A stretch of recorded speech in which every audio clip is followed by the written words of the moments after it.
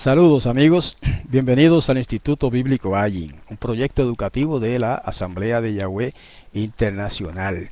Para comunicarse con nosotros les puede escribirnos a hebraica@live.com. Live, o sea, libre, se diría como en español. Estamos aquí en la tercera clase del día de hoy. Habla para ustedes José Álvarez, conocido como Joseph. Y nuestro tema de hoy será las 613 mitzvot o los 613 mandamientos, ¿verdad?, de la Torá. Y hoy consideramos de los mandamientos 561 en adelante hasta donde podamos llegar. Probablemente cubramos toda esta sección que se titula Pureza e impureza ritual. Esta parte va a ser muy interesante para las mujeres. Hay otra sección que se llama los leprosos y la lepra, pero no sé, y otra que se llama el rey. No sé si podremos cubrirlas todas. Vamos a intentarlo. Ok, comenzamos entonces con el mandamiento 561. Recuerden que el título de hoy es Pureza e impureza ritual. O sea, hemos agrupado, o se han agrupado, porque esto no lo hice yo, se han agrupado todos los mandamientos de la Torá relativos a la pureza y la impureza ritual.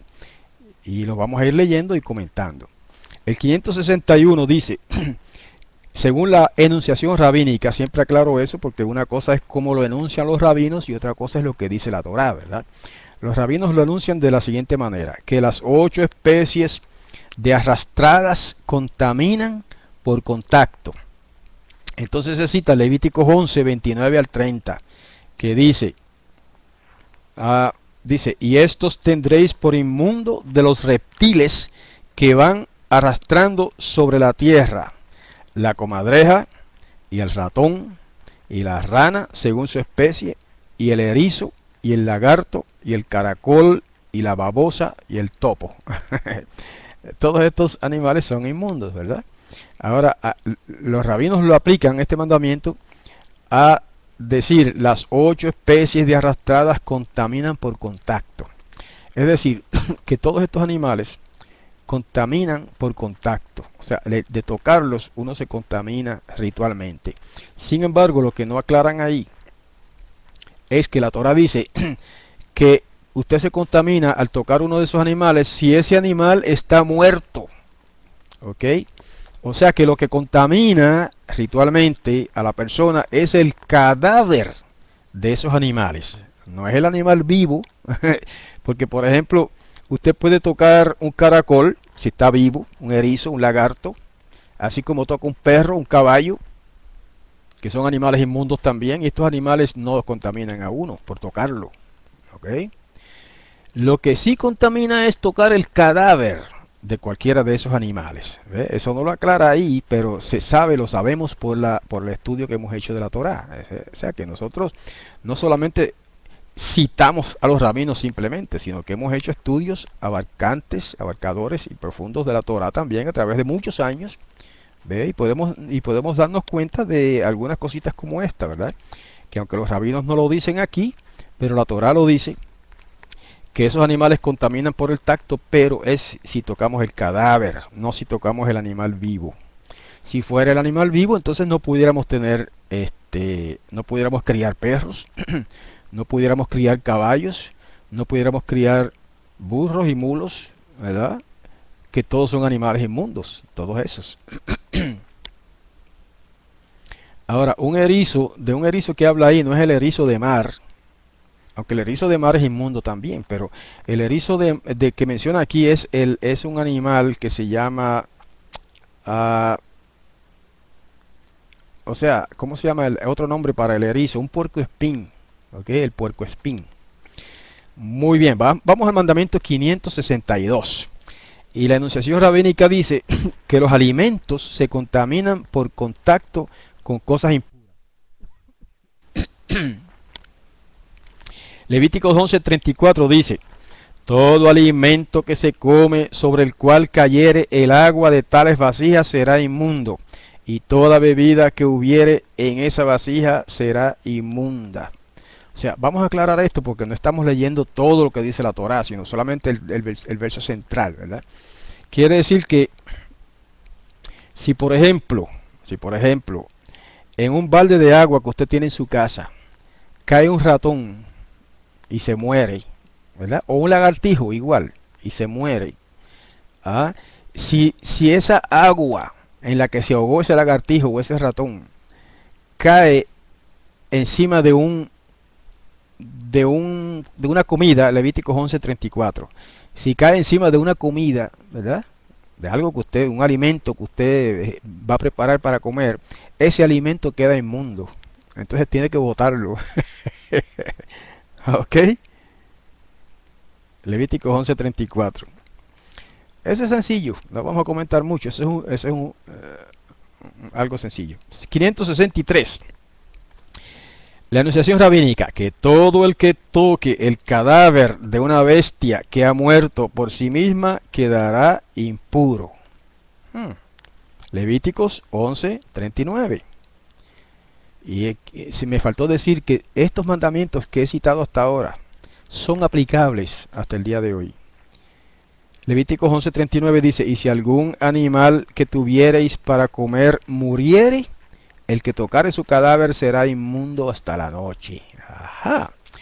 O sea que un animal, el cadáver de un animal inmundo contamina ritualmente. Y el cadáver de un animal limpio también contamina. Pero eso es si usted encontró el animal muerto. Fíjense la diferencia. Por ejemplo, el cadáver de un lagarto, aunque usted lo mate en el momento, ese animal lo contamina a usted si lo toca. Ahora, el cadáver de una gallina que usted la mató para comérsela no lo contamina, porque usted la mató y la faenó apropiadamente, etcétera, etcétera, ¿verdad? De eso no es de lo que se trata de una gallina que usted encontró muerta en el patio. Entonces, estamos dando un ejemplo, ¿no? Entonces, esa gallina que usted encontró muerta en el patio no se la debe comer, ni debe tocarla. Porque queda inmundo usted hasta la tarde. Eso es lo que dice ahí la Torá. ¿Ok? 564. Vamos avanzando un poquito porque hay mucho. Que una mujer en coito está impura como una mujer menstruante en términos de impureza. ¿Entendieron eso? Bueno, vamos a explicarlo ahora. Pero vamos a leer primero Levíticos 12:2. Dice, habla a los hijos de Israel y diles. Hermanos, esto es un estudio de la Torá de alto calibre. O sea, no estamos simplemente leyendo la Torá, sino que estamos tratando de entender y de explicar todos sus mandamientos. Habla a los hijos de Israel y diles, la mujer cuando conciba y dé a luz varón, será inmunda 7 días. Conforme a los días de su menstruación será inmunda. Y al 8º día se circuncidará el niño. Mas ella permanecerá 33 días, purificándose de su sangre. Ninguna cosa santa tocará, ni vendrá al santuario hasta cuando sean cumplidos los días de su purificación. Y si diere a luz hija, será inmunda 2 semanas, conforme a su separación. Y 66 días estará purificándose de su sangre. Qué interesante. Que la impurificación de la mujer por el nacimiento de una niña es doble de la impurificación de la mujer por el nacimiento de un niño. ¿Cómo se explica eso? Los rabinos explican, y a mí me hace sentido eso. Bueno, algunos rabinos explican que eso se debe a que la santidad de la mujer es el doble de la santidad del varón. Interesante. Entonces, la mujer por naturaleza es doblemente más santa que el hombre. ¿Por qué? Porque la mujer es co-creadora con Yahweh. La mujer es co-creadora del Creador. Sí, y por lo tanto es más santa que el hombre, por naturaleza. Por eso es que el nacimiento de una niña hace impura a su madre el doble de lo que la hace impura el nacimiento de un niño. Interesante. No es blasfemia de que la mujer sea el doble, tenga el doble de santidad que el hombre. Aunque eso es una interpretación rabínica, se los recuerdo, ¿eh? Pero a mí me hace sentido porque la mujer es co-creadora co-creadora con Yahweh. Cuando Eva tuvo a Caín, dice, he adquirido, a Set creo que fue, dice, he adquirido varón con Yahweh, pero en el griego, perdón, en el hebreo, usa la palabra canití, que quiere decir, he creado un varón con Yahweh. ¿Ok? Y hay mucho más que pudiera decirse sobre eso. El asunto es que la mujer cuando está en esa condición no puede ir al santuario, eso lo dice ahí. Y tiene que estar purificándose todo eso, todo ese tiempo. ¿Ok? Esto hoy día, ¿y ahora qué hacemos los machistas? Pregunta alguien. Pues nos callamos la boca, porque estos son principios espirituales, ¿verdad? Que no necesariamente usted tiene que aceptarlos, ¿verdad? Son principios espirituales elaborados por los hebreos a través de los siglos. Y quizás científicamente no se pueda demostrar que esto es así, ¿verdad? Pero en términos de principios espirituales entre las tribus hebreas, sí, esto se ha considerado así. A la mujer con una santidad doble que el hombre. Por eso es que la mujer está exenta de muchos de los mandamientos de la Torá. Ustedes sabían eso, ¿verdad? Hay muchos mandamientos de la Torá que no aplican a la mujer, que la mujer no está obligada a cumplirlos. ¿Ok? Por ejemplo, en las tres fiestas de peregrinación que dice la Torá, que hay que ir a Jerusalén, ¿verdad? A hacer esa peregrinación, eso no aplica a las mujeres. Dice, 3 veces al año, dice, se presentará delante de mí todo varón. No dice todo Adán, que sería todo hombre, y que podría incluir la mujer, sino que dice todo varón. Y por eso es que se salva sin estudiar Torah, sí señor. Por eso es que Shaul dijo algo muy extraño, dice que la mujer se salvará criando hijos. Y ahí me han preguntado eso un montón de veces. ¿Qué quiere decir eso? ¿Por qué Pablo dijo eso? Que la mujer se salvará criando hijos. Y la explicación de eso está en la tradición hebrea, hermanos. Que la mujer, a la mujer no se le requiere tanto como al hombre en términos de observancia de la Torá. Si se dedica a criar sus hijos, eso es suficiente. Mira qué cosa linda. Ni siquiera están obligadas a ir a la sinagoga. Aún el judaísmo de hoy día es así también. Las mujeres no están obligadas a ir a la sinagoga. Mira qué lindo. No es que se les prohíbe, al contrario, muchas van. Igual que las 3 fiestas de peregrinación, muchas iban, ¿verdad? Pero no estaban obligadas a ir.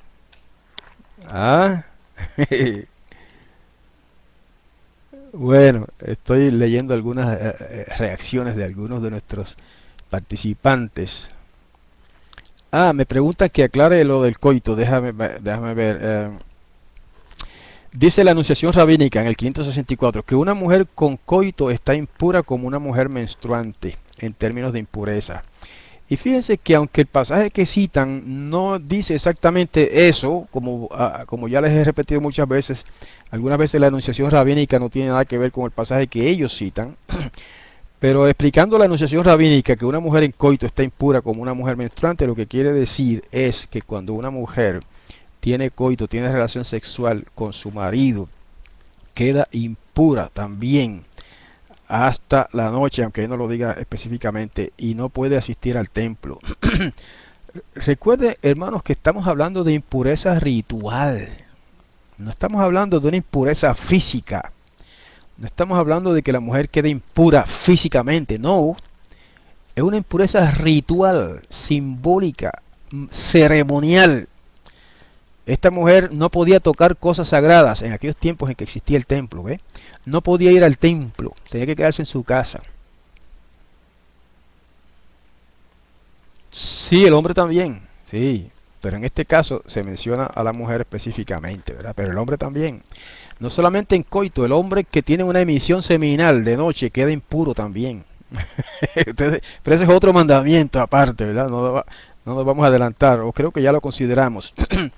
Una emisión seminal del hombre, lo impurifica y lo incapacita para ir al templo de Jerusalén. Otra vez recalcamos que como no hay templo, estos mandamientos no aplican a nosotros. Okay, no, o sea, no tiene nada que ver si está impuro o no está impuro, porque ceremonialmente, porque no hay tampoco la posibilidad de ir al templo. Okay. 565. Alguien me pregunta si todo esto tendrá aplicación en el reino milenial. Bueno, esa es una de las preguntas que yo tengo una respuesta bien fácil, bien sencilla. Y es que no sé. Yo no sé. ¿Ok? Hay muchas cosas que yo no sé. Especialmente cosas del futuro, yo no sé, ¿verdad? Pero es posible que sí. Es posible que sí. Si habrá templo, sí. Si no habrá templo, no. Entonces, la cuestión de si va a haber un templo en el reino milenial o no va a haber templo, eso es debatible, hermanos. Hay quienes aseguran que sí, que va a haber templo. Y hay quienes aseguran que no. Así que yo no me voy a meter en ese debate. ¿Ok? 565. El que pregunta es si había templo. Sí, entonces mi respuesta es esa. Si hay templo, si es que se edificará el templo, lo cual es debatible, entonces sí, todas esas reglas aplicarán. Si no, no. ¿Ok? Levíticos 13:2 a las 565 dice que un leproso está impuro y contamina. Eso como que es más fácil de entender. El Levíticos 13:2 dice, cuando el hombre tuviere en la piel de su cuerpo hinchazón o erupción o mancha blanca, y hubiere en la piel de su cuerpo como llaga de lepra, será traído a Aarón el sacerdote o a uno de sus hijos los sacerdotes, y el sacerdote mirará la llaga en la piel del cuerpo. Si el pelo en la llaga se ha vuelto blanco y pareciere la llaga más profunda que la piel de la carne, llaga de lepra es, y el sacerdote le reconocerá y le declarará inmundo. Y si en la piel de su cuerpo hubiere mancha blanca, pero no apareciere más profunda que la piel, ni el pelo se hubiere vuelto blanco, entonces el sacerdote encerrará al llagado por 7 días, y al séptimo día el sacerdote lo mirará, y si la llaga conserva el mismo aspecto, no habiéndose extendido en la piel, entonces el sacerdote le volverá a encerrar por otros 7 días, son 14. Y al séptimo día el sacerdote les reconocerá de nuevo, y si parece haberse oscurecido la llaga y que no ha cundido en la piel, entonces el sacerdote lo declarará limpio, era erupción, y lavará sus vestidos y será limpio. Pero si se extendiere la erupción en la piel después que él se mostró al sacerdote para ser limpio, deberá mostrarse otra vez al sacerdote, y reconociéndolo el sacerdote, y si reconociendo el sacerdote ve que la erupción se ha extendido en la piel, lo declarará inmundo, es lepra, metzorá. Cuando hubiere, válgame, eso sigue por ahí. Yo copié todo el pasaje, pero no lo vamos a leer. Es largo el pasaje que habla de ese tema. ¿Okay? La cosa es que cuando también la lepra, una persona que le da lepra, es considerada inmunda, si es lepra de verdad, porque hay algunas erupciones en la piel que no son lepra, ¿verdad? Aunque parezcan lepra. Esas personas en aquellos tiempos antiguos eran, ¿cómo se dice? Marginadas, eran separadas del pueblo, eran puestas en unos lugares aparte, ¿verdad? No podía caminar por las calles, aunque en algunos casos sí. Caminaba por las calles dependiendo de la ciudad, pero en la ciudad de Jerusalén, donde estaba el templo, no podían estar. ¿Ok? Y si usted tocaba a un leproso, o si un leproso lo tocaba a usted, usted quedaba impuro hasta la tarde. Qué curioso, qué interesante que Yeshua tocó a unos leprosos y los curó. Y la pregunta es, ¿quedó Yeshua inmundo? Bueno, hay quienes dicen no, porque era el Hijo del Todopoderoso. Otros dicen sí, porque como hombre le aplica la Torá y quedó inmundo. No podía entrar al templo ese día. Otro debate ahí. Esos son los debates que gustan a los rabinos. Y pueden estar horas y horas y horas debatiendo sobre cositas como esa, ¿verdad? Yo no lo voy a hacer así. Bueno, 566.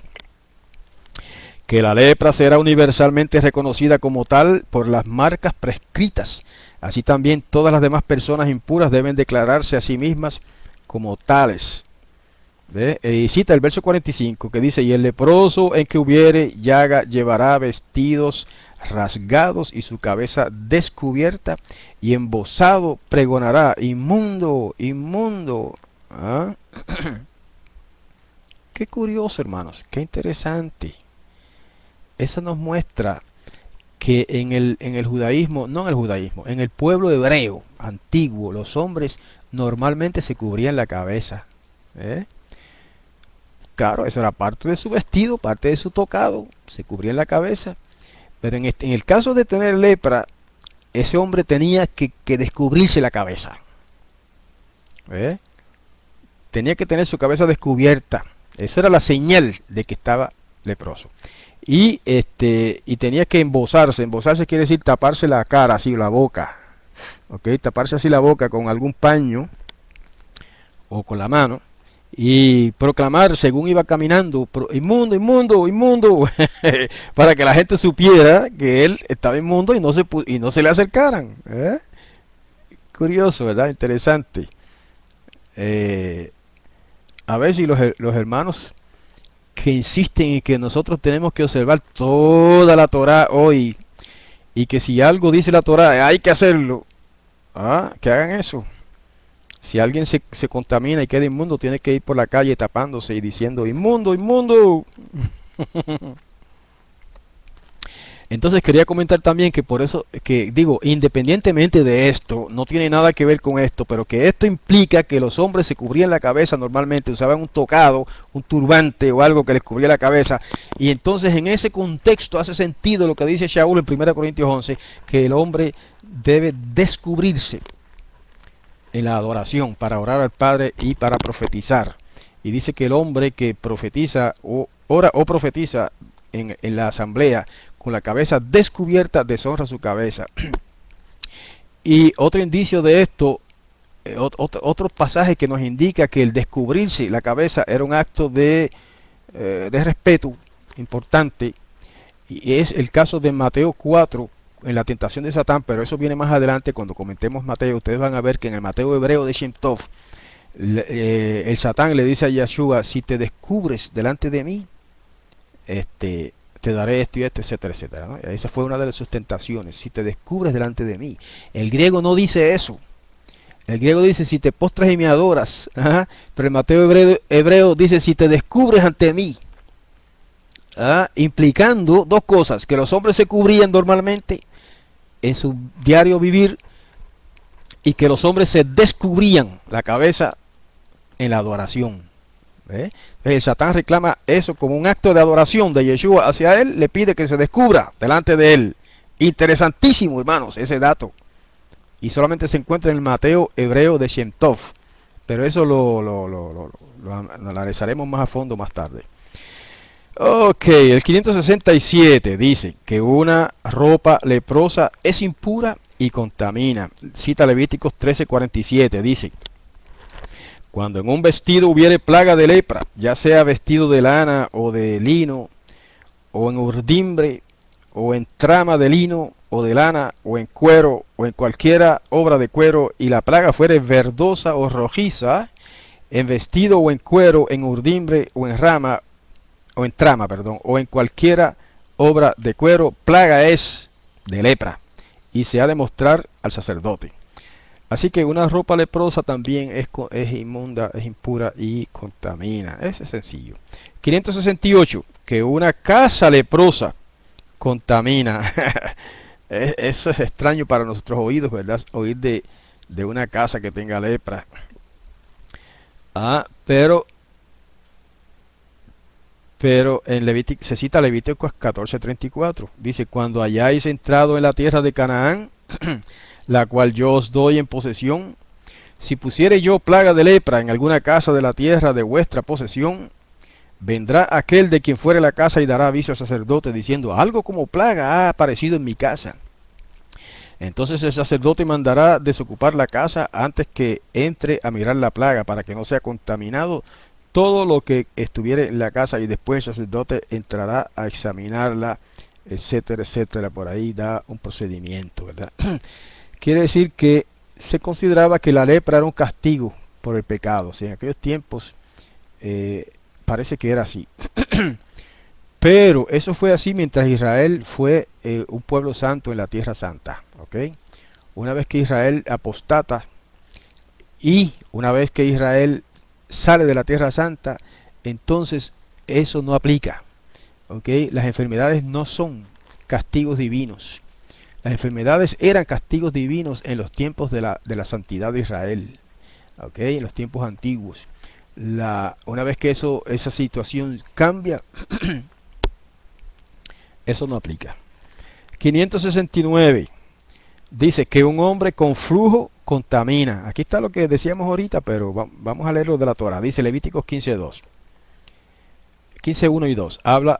Habló Yahweh a Moisés y a Aarón diciendo, hablad a los hijos de Israel y decidles, cualquier varón cuando tuviere flujo de semen será inmundo. ¿Se acuerda? Alguien me preguntó ahorita sobre eso y le decíamos que sí. Y esta será su inmundicia en su flujo.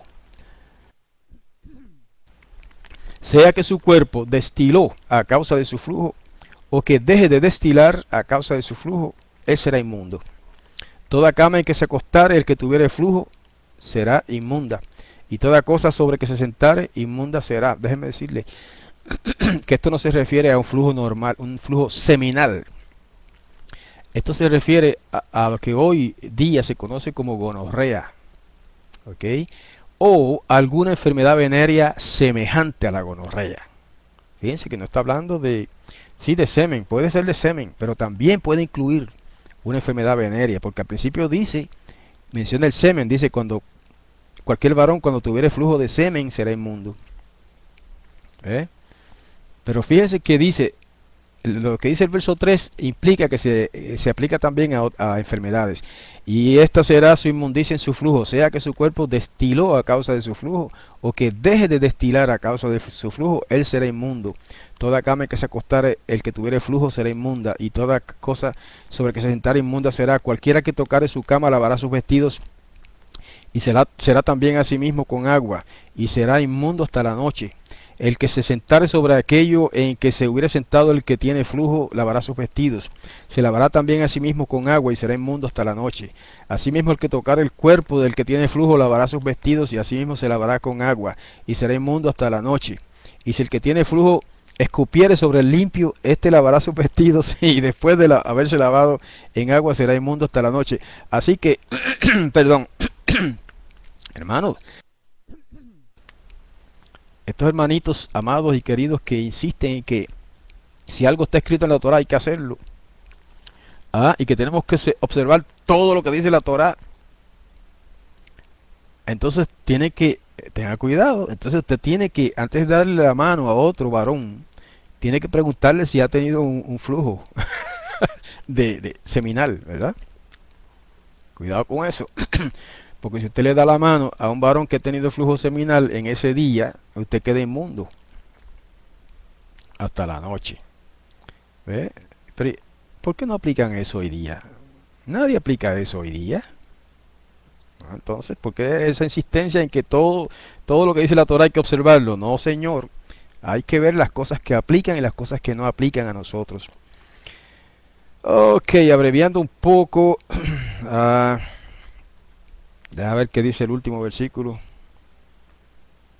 Bueno, el último dice que el sacerdote hará del uno ofrenda por el pecado y del otro holocausto de 2 aves, y el sacerdote purificará de su flujo delante de Yahweh. Quiere decir que el sacerdote declaraba limpio, puro, a un hombre que estuviera impuro por flujo.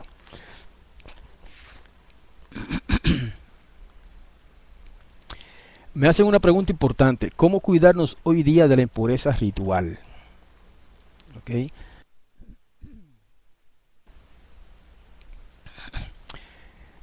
También comentan que si no será esto resultado de tanta enfermedad ahora. Es posible, hermanos, pero es una especulación. ¿Cómo cuidarnos hoy día de la impureza ritual? Hermanos, es imposible cuidarse de la impureza ritual. Lo que pasa es que la impureza ritual hoy día no tiene el mismo sentido que tenía antes, porque el sentido del concepto de impureza ritual en los tiempos del templo era que las personas que quedaban impuras ritualmente no podían ir al templo, uno. Dos, no podían tocar las cosas sagradas. ¿Ah? Eso quiere decir que, por ejemplo, una ofrenda, esas ofrendas especiales que se ofrecían en el templo, usted no las podía tocar. ¿Ve?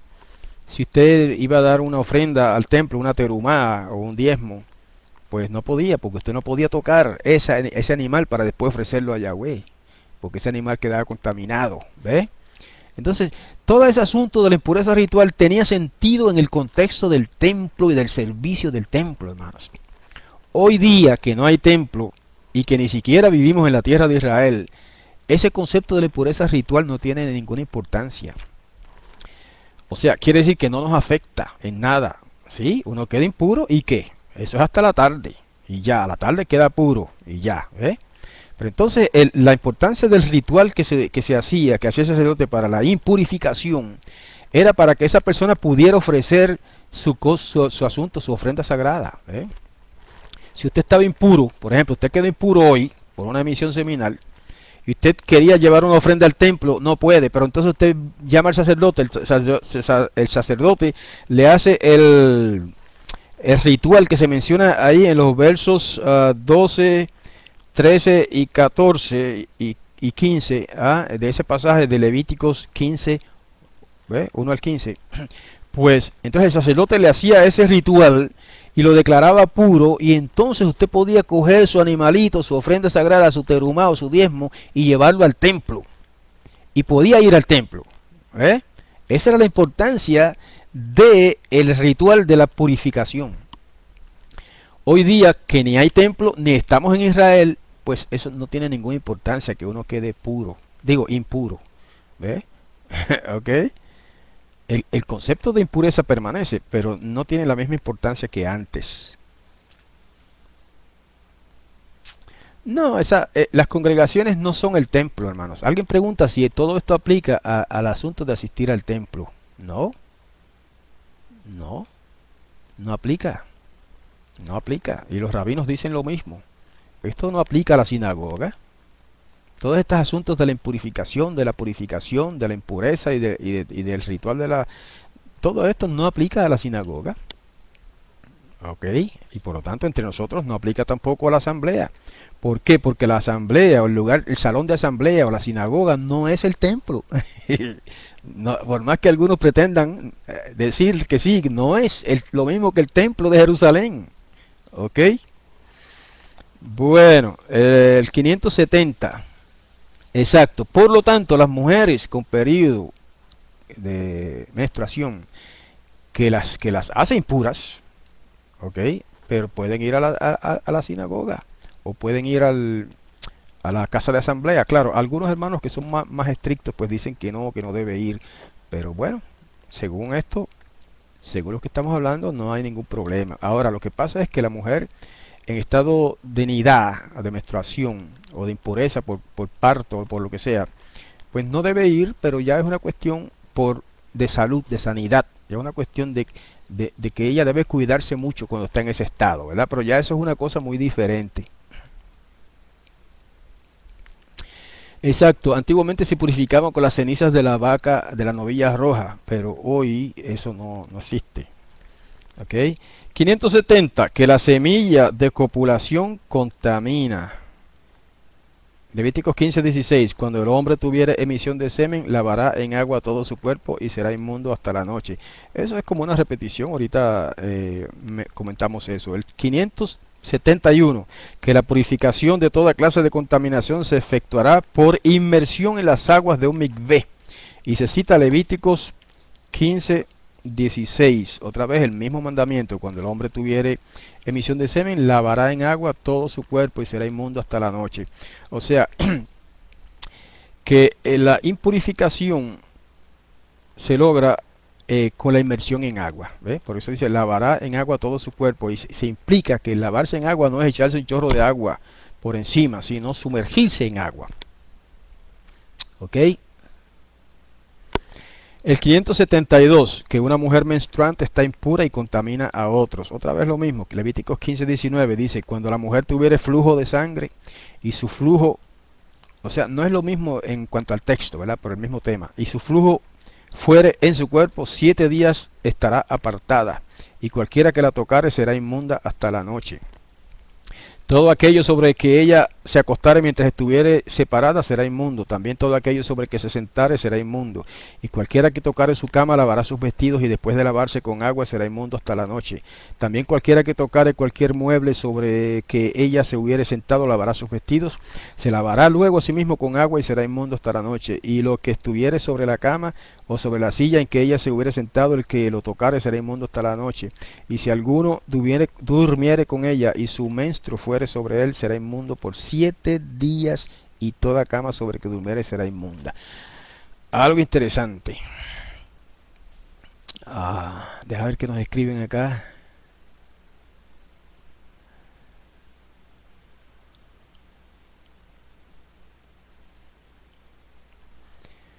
Bueno, ahí dicen algo contrario a lo que dice la Torá. No todo lo que manda la Torá se puede cumplir hoy. Eso es claro, hermanos. No todo. Muchas cosas sí, otras cosas no. Pero aquí, resumiendo lo que dice el 572, quiere decir que cuando un hombre tiene coito con su esposa, ¿ve? Queda inmundo hasta la noche, impuro. Si hubiera templo, no podía ir al templo. Como no hay templo, eso no es problema. Ahora, si el hombre tiene relación con su esposa mientras ésta tiene la menstruación, queda inmundo el hombre por 7 días. ¿Ok? Eso, si hubiera templo, eso le evitaría ir al templo por 7 días. O sea, ese hombre no se podía presentar en el templo, ni tocar cosas sagradas, ni presentar ofrendas sagradas por 7 días. Pero como ya explicamos, si como no hay templo, pues eso no aplica a nosotros. O sea, me refiero a la prohibición de ir al templo. No aplica porque no hay templo, pero el hecho de que quede inmundo por 7 días, sí. Por lo tanto, entonces el hombre debe abstenerse de tener coito con su esposa o con cualquier mujer, ¿verdad? Pero siempre hablamos de la esposa porque es la legal, en su periodo de menstruación. Y eso es una regla también de sanidad, de salud, porque eso le perjudica a la mujer también. Tener coito mientras está en nidad, en regla menstrual, le afecta físicamente, y al hombre también le afecta físicamente. Ok, 573, que una mujer que tenga flujo contamina. Bueno, eso ya lo leímos. 574, cumplir con la ordenanza de la vaca roja para que sus cenizas estén siempre disponibles. Números 19:9. Dice, y un hombre limpio recogerá las cenizas de la vaca y las pondrá fuera del campamento en lugar limpio, y las guardará la congregación de los hijos de Israel para el agua de purificación. Es una expiación.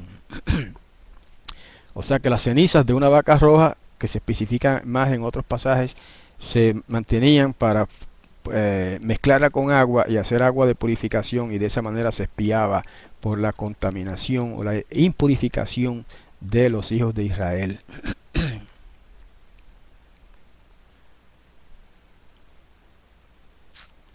Bueno, lo que dijimos sobre de que estos ritos no aplican se debe a que no hay templo, ¿verdad?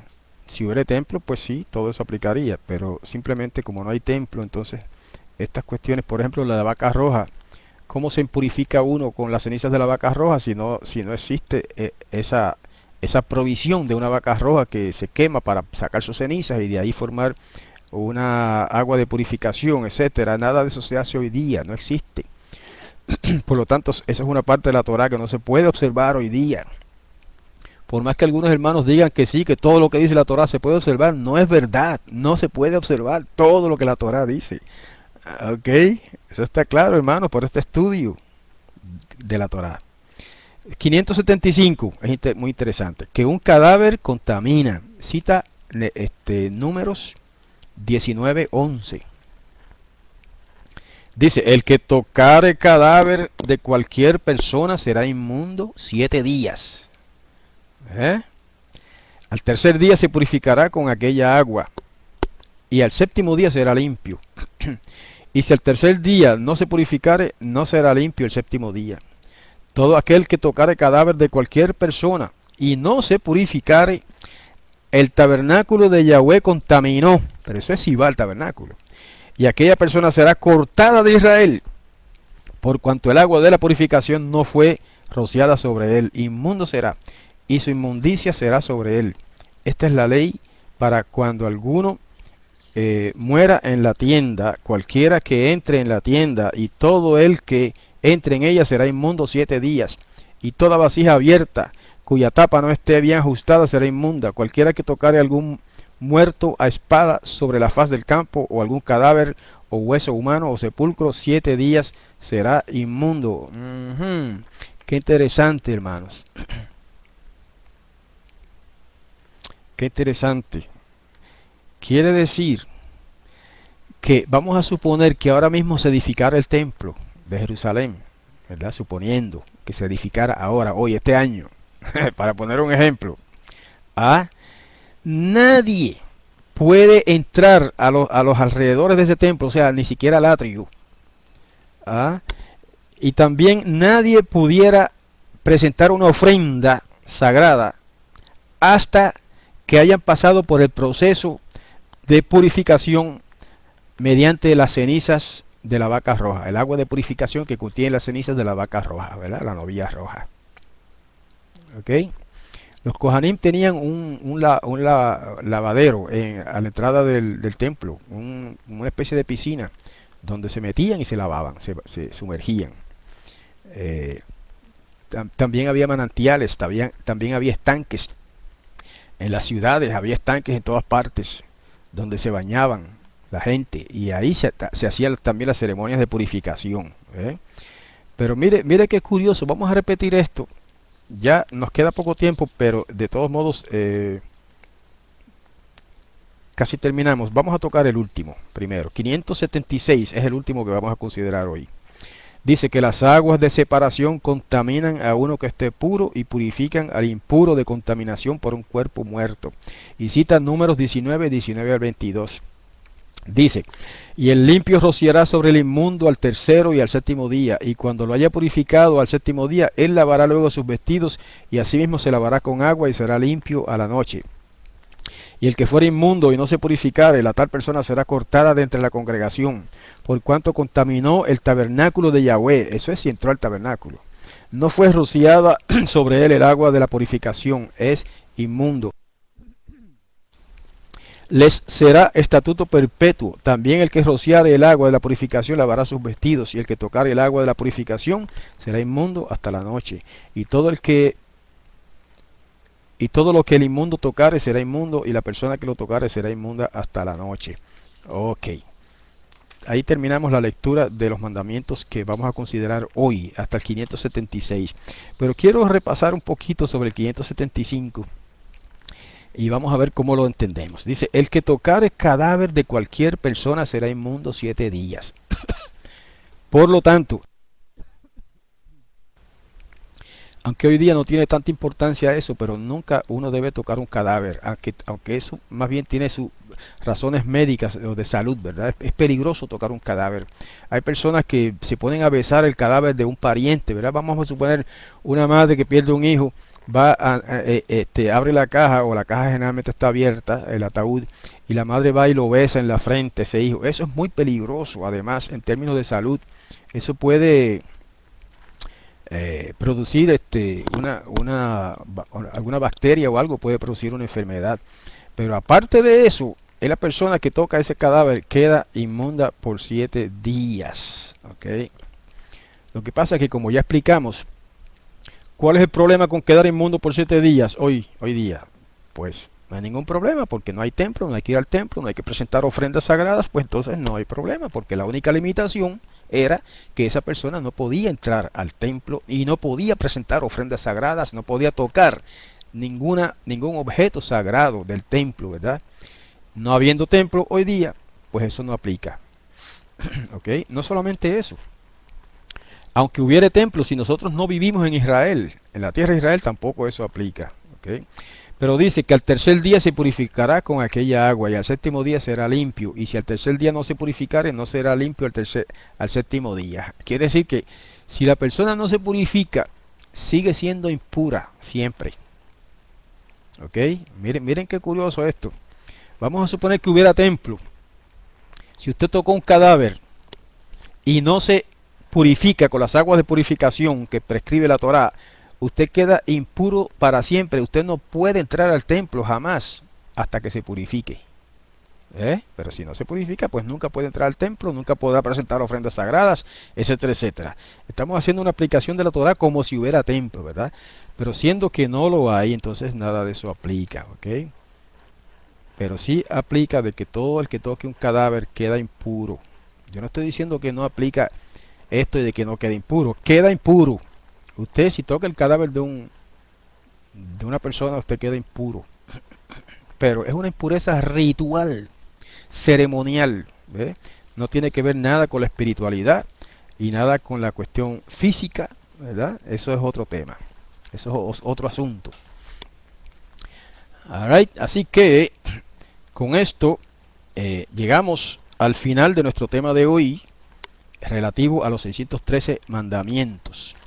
Las personas que nos quieran escribir pueden dirigirse a hebraica@live.com. Le invitamos a sintonizarnos la próxima semana, el próximo sábado, a la misma hora de hoy por este mismo canal.